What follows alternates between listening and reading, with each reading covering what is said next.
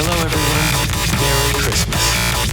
This is a time of year to slow down, to rest, and to connect with the people you love most. I intend to resign as party leader, as Prime Minister, to defend free trade on this continent, to stand strong with Ukraine and our democracy, and to fight climate change and get our economy ready for the future. We are at a critical moment in the world. Look, what I'd like to see Canada become our 51st state. We give them protection, military protection. We don't need them to build our cars, and we'll see what happens.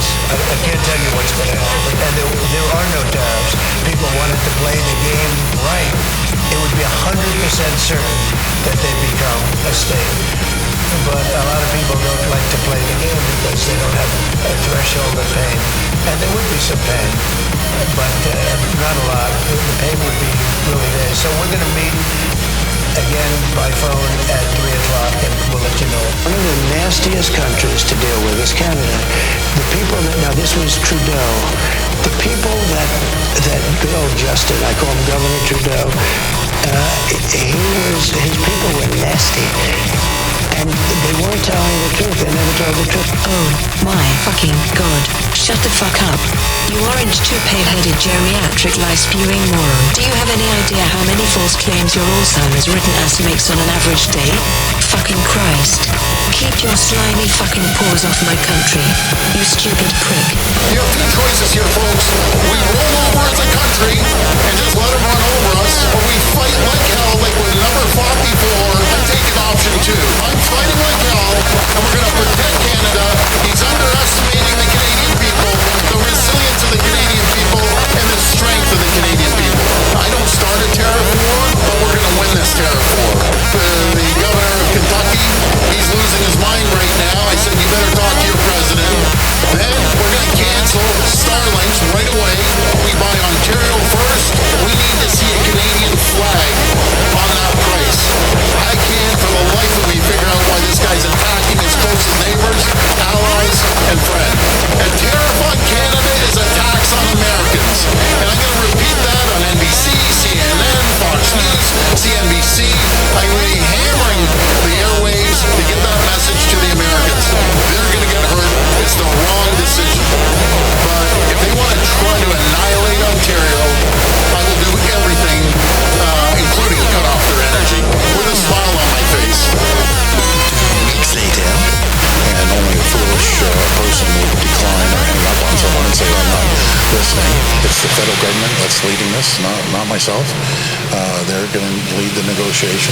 We're trying to organize ourselves as a country so that we cannot be annexed by Donald Trump, as he fantasizes occasionally. And we also are prepared and will push back on whatever economic threats he makes towards us as a nation. But my impression from meeting with many members of U.S. congressional staff, both Republicans and Democrats, is that at the moment they are shell-shocked. The nature of the current state of Washington, D.C. is, I have to say, tragic, and people are living in fear. And we have to hope that in the same way that I said we need nuclear disarmament for sanity for the world, we need Washington to find its bearings for sanity for Americans. But the threat posed by irrational leadership from some countries, the willingness for some world leaders to talk about actually using nuclear weapons, is awakening people to be much more opposed to nuclear weapons, much more in favor of the treaty for the prohibition of nuclear weapons than at any time since the treaty began to be drafted. So I believe this is the moment for the atomic riot. President Trump yesterday made an unjustified threat of a 25% tariff on our already weak and shrinking economy. We have to address once again yesterday's historic mistreatment of Canada by President Trump. I condemn President Trump for keeping the tariffs on Canada, all while he offered a 90-day pause on tariffs for dozens of other countries. We built up this relationship where we were good neighbors. As Canadians are, we're good neighbors.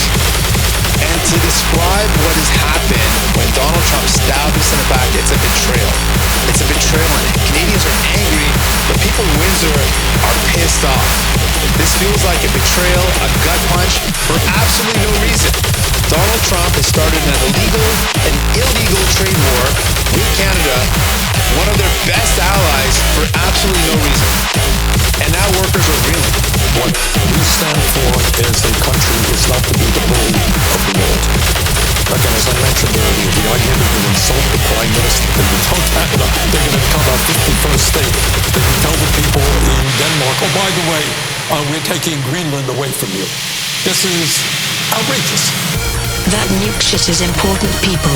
Stand on business with it. Overnight, Liberal Party leader Mark Carney, a successful banker and investor, chosen as Canada's new Prime Minister, succeeding Justin Trudeau and quickly and defiantly taking aim at the U.S. We will never, ever, in any way, shape, or form, be part of the United States. America is not Canada, but we're a very fundamentally different country. I'm worried that if Mark Carney was a chair of a company and was the head of this fund and made this decision as recently as just a couple months ago, he's not going to be someone that's going to crack down on offshore tax havens. He's not going to make sure companies pay what they owe and invest in our country. At a time when we're going through so much uncertainty, we need that revenue. We need those investments so we can actually invest in our healthcare. We can protect workers. We can increase EI payments so workers can actually keep their homes and pay their bills. So I'm worried about that, and there's just more evidence that Mark Carney has chosen to not contribute to Canada when he was managing these huge funds. And here's another example now in the Cayman Islands. And no disability rights minister, no diversity minister, no women's rights minister, no gender affairs minister, a bunch of new Brookfield scandals, and on and on. I don't want to keep redoing this track, but you fuckers earned it. Like Jesus fucking Christ. Fuck Donald Trump. Fuck the Conservatives. Fuck this entire fucking clown show. Here FFS still on the way.